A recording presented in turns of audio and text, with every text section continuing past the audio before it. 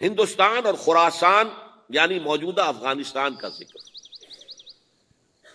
ابن ماجہ کی روایت ہے عن عبداللہ ابن الحارث رضی اللہ تعالی عنہ قال رسول اللہ صلی اللہ علیہ وسلم یخرج ناس من المشرق یؤتون للمہدی یعنی سلطانہ، یعنی سلطانہ، دونوں طرح سے پڑھ سکتے ہیں۔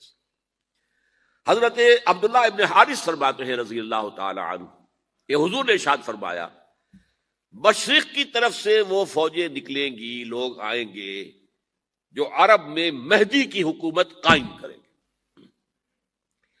یہ مہدی کون ہوں گے اس کا ذکر میں ذرا بعد میں کروں گا، لیکن نوٹ کر لیجئے کہ مہدی سے پہلے لازماً کسی مشرقی علاقے کے اندر وہ نظام قائم ہو چکے گا، تب وہاں سے فوجیں آئیں گی نا۔ یہ مشرق کون سا ہے؟ عرب کے مشرق میں آپ چلیے، ایران بھی آ جائے گا، افغانستان بھی ہے، پاکستان بھی ہے، اور اگر اسے اور توسیع دیں تو ہندوستان بھی ہے۔ یہ ہے عرب کا مشرق، اس سے فوجیں جائیں گی۔ اس کا کیا مطلب ہے کہ اس میں سے کسی جگہ پر نظام خلافت پہلے قائم ہو جائے گا تاکہ وہاں سے فوجیں جائیں گی جو جزیرہ نماء عرب میں حضرت مہدی کی حکومت کو قائم کریں گی۔ اب دوسری حدیث سنیے، یہ سنن ابن ماجہ کی حدیث تھی جو میں نے آپ کو سنائی، آپ نے پڑھی۔ دوسری عن ابی ہریرہ رضی اللہ تعالی عنہ، یہ ترمذی شریف کی روایت ہے، قال قال رسول اللہ صلی اللہ علیہ وسلم یخرج من خراسان رایات سود لا يردها شیء حتی تنصب بایلیا۔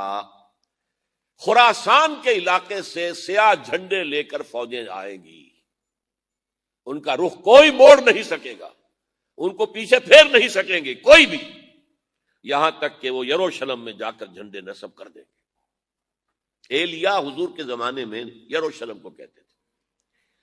یہ یروشلم تھا جب حضرت سلیمان کی حکومت تھی اور یہاں پر معبد سلیمانی، ہیکل سلیمانی قائم ہوا، پھر یہ یروشلم ہی رہا ہے تاریخ میں، یہاں تک کہ سن 70 عیسوی میں جب ٹائٹس رومی جنرل نے اس کو گرایا، ختم کیا، سیکنڈ ٹیمپل گرا دیا، اور یہاں سے یہودیوں کو کہا نکل جاؤ، یہاں سے کوئی یہودی باقی نہیں رہا، بالکل تہو بالا برباد کر دیا۔ اس کے کوئی 150 سال بعد ہیڈریان، رومن ایمپرر ہیڈریان، اس نے پھر دوبارہ آباد کیا اس شہر کو۔ 150 سال تک یہ بالکل بنجر اور بالکل غیر آباد پڑا تھا۔ اب ہیڈریان نے جب آباد کیا تو اس کا نام ایلیا رکھا، اب یروشلم نام نہیں تھا، تو حضور کے زمانے میں پھر اس کا نام ایلیا۔ اور اب اس سے کیا معلوم ہو رہا ہے کہ یہ یروشلم مسلمانوں کے قبضے سے اس وقت نکلا ہوا ہوگا، ایک دفعہ پہلے نکلا تھا، 1099 عیسوی میں مسلمانوں کے ہاتھ سے نکلا، کروسیڈرز، عیسائیوں نے آ کر اس کو قبضے میں کیا، لاکھوں مسلمانوں کو مارا، قتل کیا۔ اس کو 1187 عیسوی میں واپس لیا ہے۔ کس نے لیا ہے؟ صلاح الدین ایوبی، کرد۔ عرب کھوکھلے ہو چکے تھے، عربوں نے کھویا، واپس نہیں لے سکے، بہت حکومت کر چکے تھے، 400-500 برس کی حکومت، اور ان کے عیش اور ان کے آرام، اب ان میں جان نہیں تھی کہ وہ واپس لے سکے۔ واپس لینے والا گرم کرد خون تھا، صلاح الدین ایوبی۔ تو گویا کہ اب آپ سمجھئے کہ 88 برس تک عیسائیوں کا قبضہ رہا یروشلم پر۔ اب 1967 میں یہودیوں نے قبضہ کیا ہے، اور اب 38 برس تو ہو گئے، 88 نہیں تو 38 برس تو ہو گئے ہیں، لیکن وہ دور آئے گا کہ اب پھر لیں گے، لینے والے عرب بھی نہیں ہوں گے، خراسان کے علاقے سے فوجیں آئیں گی۔ یہ خراسان کیا تھا؟ ایلیا تو میں نے آپ کو بتایا یروشلم کا نام ہے۔ خراسان اس زمانے میں ایک بہت بڑے ملک کو کہتے تھے، کچھ حصہ پاکستان کا بھی اس میں شامل ہے، کچھ حصہ ایران کا بھی ہے، ایران کے اس حصے کو اب بھی خراسان کہتے ہیں۔ خراسان ایک صوبہ ہے ایران کا، چھوٹا سا۔ پاکستان میں خاص طور پر یہ جو علاقہ مالاکنڈ ایجنسی کہلاتی ہے، اس سے اوپر جتنا علاقہ ہے، اور یہ جو واخان کی ایک پٹی آتی ہے اوپر، واخان افغانستان کی ایک پٹی سی دم سی چلی آتی ہے جو جا کر چائنا کی سرحد سے مل جاتی ہے، یہاں سے لے کے یہاں تک یہ جو مالاکنڈ کا وہ درہ ہے اور پہاڑ ہے، یہ بھی خراسان کا حصہ ہے۔ باقی تقریباً 2/3 آف افغانستان، ساؤدرن حصہ نہیں ہے خراسان کا حصہ، یہ سیستان کہلاتا تھا، یہ خراسان نہیں ہے۔ لیکن یہ کہ اوپر کا 2/3 آف افغانستان اور اس کے ساتھ یہ جو عرب جو اب یہ ترک ممالک آزاد ہوئے ہیں سوویت یونین کے ڈسولوشن کے ساتھ، یہ سارا علاقہ کہلاتا ہے خراسان بزرگ، دی گریٹ خراسان۔ ایک مرتبہ ایک یہاں کا جو کونسلیٹ ایران کا وہ آئے تھے میرے پاس، ان کے ایک اہم آدمی، ان سے میں نے پوچھا خراسان، تو پہلے تو ان کا خراسان ہمارا ایشو ہوا ہے، میں نے کہا نہیں مجھے خراسان، او خراسان بزرگ، وہ جو آپ دی گریٹر خراسان کی بات کر رہے ہیں وہ یہ تھا۔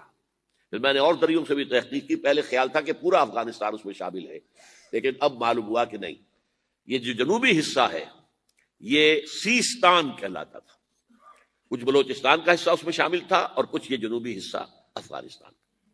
یہاں سے فوجیں جائیں گی اور یہ فوجیں جا کر خراسان سے چل کر ایلیا پہنچیں گی، یروشلم پہنچیں گی اور اپنے جھنڈے گاڑ۔ اس کا جو نتیجہ نکلتا ہے وہ آپ سمجھ لیجئے۔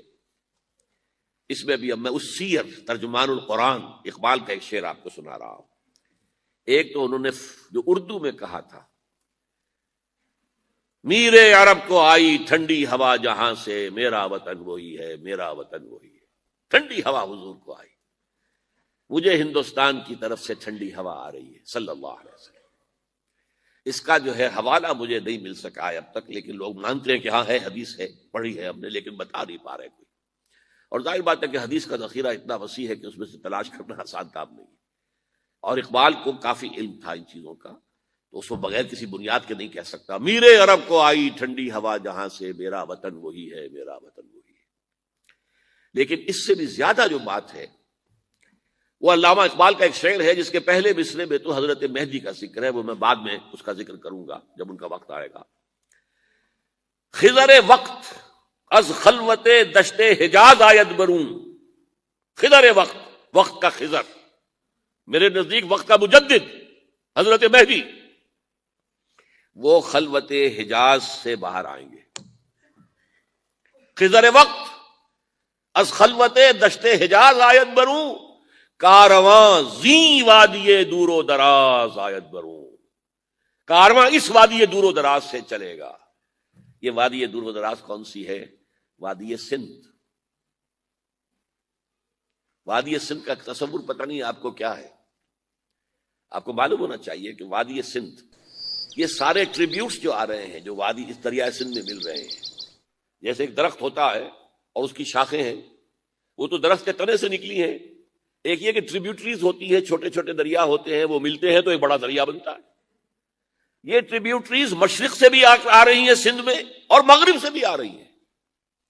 افغانستان کا جو مشرقی حصہ اسی وادی سندھ کے اندر ہے، اور یہ موجودہ پاکستان، بلکہ اس میں سے کچھ حصہ جو ہم چھوڑ چکے ہیں، ہم سے نکل گیا دریائے ستلج تک، یہ اس وادی سندھ کا حصہ ہے۔ کہاں آ رہا ہے ستلج؟ سندھ میں، اور بیاس تو ستلج میں پہلے ہی آ گیا، راوی آ گیا، چناب آ گیا، جہلم آ گیا، سب سندھ میں پہنچ گئے، پٹھن کوٹ میں سب پہنچ گئے کہ نہیں پہنچ گئے؟ اوپر سے یہ دریائے سوات آ رہا ہے، یہ دریائے دیر آ رہا ہے، یہ دریا فلاں آ رہا ہے، یہ دریا فلاں آ رہا ہے، سب دریائے کابل میں ہو کر کہاں پہنچے؟ سندھ میں۔ اوپر سے دریائے ہنزا آ رہا ہے، دریائے گلگت آ رہا ہے، کہاں آ کر گرے؟ سندھ میں۔ پھر یہ جو دریا آ رہے ہیں جو ہمارے جو ہے درائے گومل سے چلا آ رہا ہے، ٹوچی چلا آ رہا ہے، کہاں جاتے؟ سندھ میں۔ یہ پوری وادی ہے، یہ افغانستان کا مشرقی حصہ جو پختون ہے، 100% پختون، وہ در حقیقت وادی سندھ کے اندر ہے۔ یہ دو طرف سے وادی سندھ۔ کارواں زیں، زیں سے مراد ازیں، کارواں ازیں وادی دور و دراز آیت برو، فوجیں یہاں سے جائیں گی حضرت مہدی کی حکومت قائم کرنے کے لیے۔ خضر وقت از خلوت دشت حجاز آیت بروں، کارواں زیں وادی دور و دراز آیت برو۔ یہ ہے اس سیر کا۔ حالانکہ یہی شخص ہے جو اپنے خطبات کے اندر نفی بھی کرتا ہے کہ یہ مہدی اور وہ یہ سب تصورات جو ہیں یہ کوئی صحیح نہیں ہے، اور یہ پرانی کوئی روایات چلی آ رہی تھی، ہر مذہب میں تصور ہے، اس طرح کی بات کہی ہے۔ جب عقل سے بات کرتا تھا اس میں ٹھوکریں کھاتا تھا، جب دل سے اس کے یہ سیلاب کے مانند چشمہ ابھرتا تھا دل سے اس کی شاعری کا، اس میں ہوتے تھے وہ حقائق کہ جو ابدی ہے۔ اس پر جو اشفاق صاحب ہوتے تھے ہمارے ہاں، اشفاق احمد ادیب، ڈرامہ نگار، تلقین شاہ، انہوں نے بڑی پیاری بات کہی تھی، اگرچہ ان کا مذاق اڑایا تھا روزنامہ نوائے وقت نے، بات بڑی پیاری تھی۔ اقبال ایک دن کا اقبال تھا، ایک رات کا اقبال تھا۔ دن کا اقبال فلسفی تھا، وہ اپنی عقل سے غور و فکر کرتا تھا، اس کا حاصل تو ہے وہ لیکچرز، خطبات، ان میں بہت سی باتوں پر علماء کو شدید اعتراض ہے۔ ایک رات کا اقبال تھا، اسے الہام ہوتا تھا، سیلاب آتا تھا شاعری کا، اور وہ اقبال جو ہے اصل اقبال ہے۔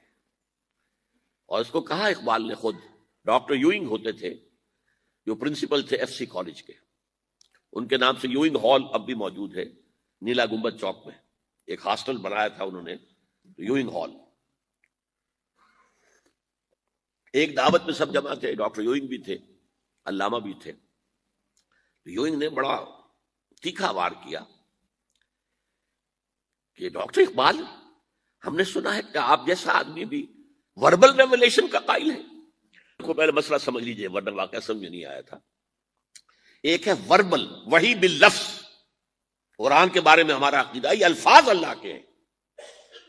ایک ہوتا ہے وحی، لیکن اس وحی میں لفظ جو ہے وحی کا نہیں ہوتا، بلکہ وہ انسپیریشن کہلاتی ہے، کوئی بات آپ کے ذہن میں ڈال دی گئی، آپ نے اپنے الفاظ میں اس کو ادا کیا۔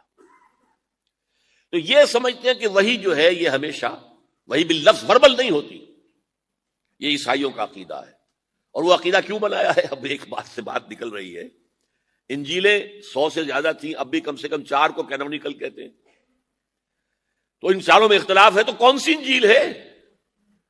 میں جب پڑھتا تھا میڈیکل کالج میں تو میں نے منٹگومری میں ایک بہت بڑا کمیشن ہے، تو وہاں پادری صاحب سے مسٹر وائٹ جا کے میں نے کہا کہ which one of these is Bible? اب جواب آپ سنیے، ذہانت کا شاہکار ہے، none of them is Bible. Bible is in them. ان میں سے کوئی بائبل نہیں ہے، بائبل ان کے اندر ہے۔ یعنی جو مفہوم عیسیٰ کو وہ خدا سمجھتے ہیں اور ان کو اپوسلز کہتے ہیں، یہ نبی تھے، حضرت عیسیٰ کے رسول تھے، یہ متی ہوں یا جون ہوں جو بھی ہیں، اپوسلز ہیں۔ تو جو حضرت عیسیٰ نے ان سے کہا وہی کی، انہوں نے اپنے الفاظ میں اس کو ادا کیا ہے، لہذا علیحدہ ہو جائے گا معاملہ، جیسا کہ احادیث کے اندر ہے۔ تو اقبال سے کہا کہ اقبال، ڈاکٹر اقبال، میں نے سنا کہ آپ بھی وربل ریولیشن کے قائل ہیں۔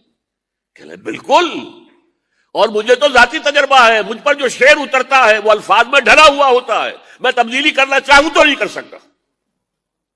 چپ ہو گیا یوئنگ، اب آگے کیا بولے گا یوئنگ؟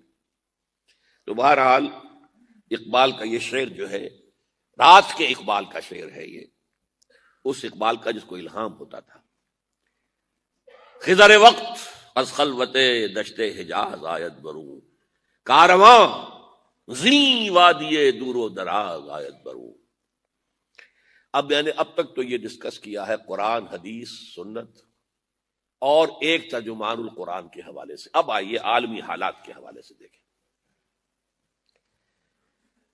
عالمی حالات سے بھی معلوم ہوتا ہے کہ ایک عالمی ریاست تقدیر مبرم ہے۔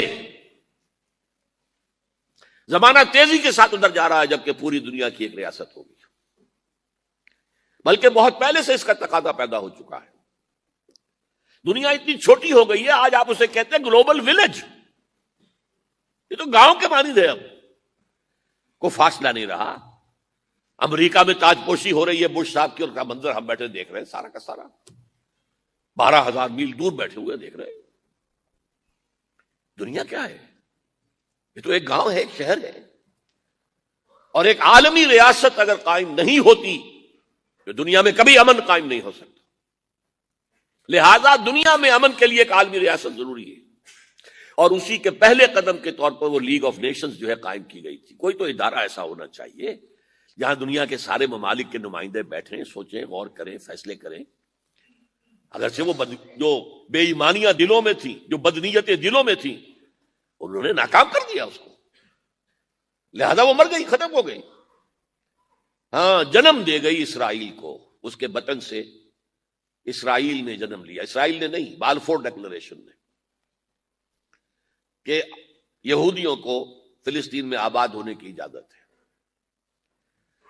اچھا، جب وہ ختم ہو گئی تو تقاضا موجود تھا، کوئی ادارہ ایسا ہونا چاہیے بھائی بیٹھے سب کے سب وہاں فیصلے کریں، ورنہ تو دو برتن کھڑک جائیں گے تو اس کے بعد وہ عالمی جو ہے ایک کنفرنٹیشن ہو سکتی ہے۔ تب یہ پھر دوبارہ یونائٹڈ نیشنز آرگنائزیشن بنی، اور اب وہ بھی دم توڑ رہی ہے بیچاری، کئی روز سے دم توڑ رہی ہے، اس لیے کہ عراق وار کے ضمن میں ایک پیسہ بھر بھی وقت نہیں دی بش نے یو این او کی حمایت یا مخالفت کو۔ کیا رہ گیا اس کا وجود؟ بس ایک کلب ہے، آؤ بیٹھے گفتگو کرو، اللہ اللہ خیر صلی اللہ۔ جتنے ریزولوشن یو این او نے پاس کیے جنرل اسمبلی نے اسرائیل کے خلاف، سب کو ویٹو کیا ہے امریکہ نے۔ فائدہ کیا ہوا بھائی؟ جنرل اسمبلی کا فیصلہ کشمیر کے بارے میں موجود ہے 55 سال سے، اس پر عمل درآمد نہیں ہو سکتا۔ تو وہ در حقیقت جب عدل انسان کے اندر نہ ہو، اللہ پر ایمان اور یقین نہ ہو، آخرت کے محاسبے کا احساس نہ ہو، تو کوئی بھی آپ ادارہ بنا لیں پھر ہو جائے گا۔ ایک زمانے میں، وہ بھی میرے زمانے طالب علمی کا ہے، جمعیت طلبہ والے جو ہے کراچی سے نکالا کرتے تھے اسٹوڈنٹس وائس، ایک انگریزی ہفت روزہ، اس میں لکھا تھا یو این او کا مطلب ہے یونائٹڈ نیشنز آرگنائزیشن نہیں، انٹائڈ نیشنز آرگنائزیشن، جو بندھی ہوئی نہیں ہے آپس میں۔ یہ نیشنز جو ہیں ان کا کوئی آپس میں تعلق نہیں ہے، ان کی آرگنائزیشن ہے، انٹائڈ، یونائٹڈ کی بجائے۔ اور آج اس کا منظر سامنے آ چکا ہے، لیکن تقدیر مبرم ہے، the march of history cannot be stopped۔ چاہے نیو ورلڈ آرڈر آئے، چاہے جسٹ ورلڈ آرڈر آئے، آئے گا ورلڈ آرڈر، جس میں کوئی شک نہیں ہے۔ گلوبلائزیشن ہو رہی ہے، ٹرپس کا معاہدہ ہو رہا ہے، یہ سارا جو ہے کدھر ہم سفر کر رہے ہیں، کدھر جا رہے ہیں؟ Towards a world state.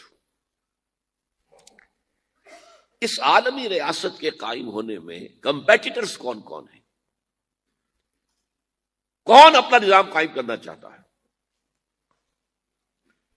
اس کے لیے اقبال کے دو شعر، دنیا کو ہے پھر مارکہ روح و بدن پیش، مارکہ روح و بدن، روحانیت اور میٹیریلزم، دنیا کو ہے پھر مارکہ روح و بدن پیش، تہذیب نے پھر اپنے درندوں کو ابھارا۔ تہذیب کے درندے، یہ ہے مغربی قوموں کے لیے بہترین لفظ ہے، تہذیب کے درندے، کہتے ہیں سیویلائزیشن سیویلائزیشن سیویلائزیشن، اور جو درندگی وہ کرتے ہیں کوئی بھیڑیے وہ درندگی نہیں کر سکیں گے جو وہ کرتے ہیں۔ دنیا کو ہے پھر مارکہ روح و بدن پیش، تہذیب نے پھر اپنے درندوں کو ابھارا، اللہ کو پامر دیے مومن پہ بھروسہ، ابلیس کو یورپ کی مشینوں کا سہارا۔ This grand confrontation is very soon to come, very soon to come, very soon to come۔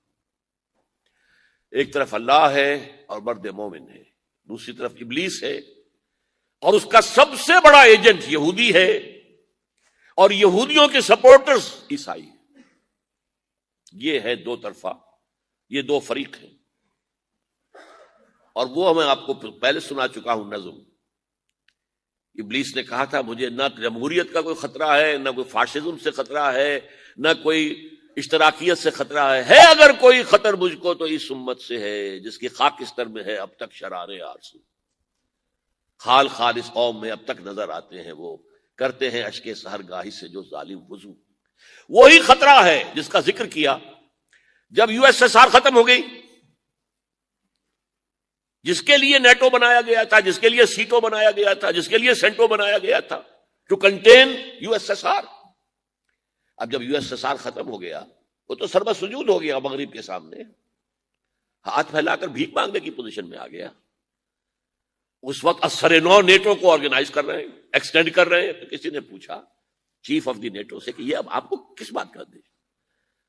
ہمیں مسلم فنڈامنٹلزم سے خطرہ ہے، وہ جو ابلیس نے کہا وہی اس نے کہا، ہمیں اندیشہ ہے مسلم فنڈامنٹلزم سے، لہذا ہمیں چوکس رہنا ہے اور مضبوط کرنا ہے اور تکڑے ہونا ہے۔ یہ ہے در حقیقت، ہے اگر کوئی خطر مجھ کو تو اس امت سے ہے جس کی خاکستر میں ہے اب تک شرارے آرزو۔ اب دیکھیے، ایک طرف میں نے بتایا ایک یہودی ہیں اور ان کے خواب ہیں۔ خواب کیا ہیں؟ گریٹر اسرائیل قائم کرنا، جس میں تقریباً پورا مڈل ایسٹ آ جائے گا۔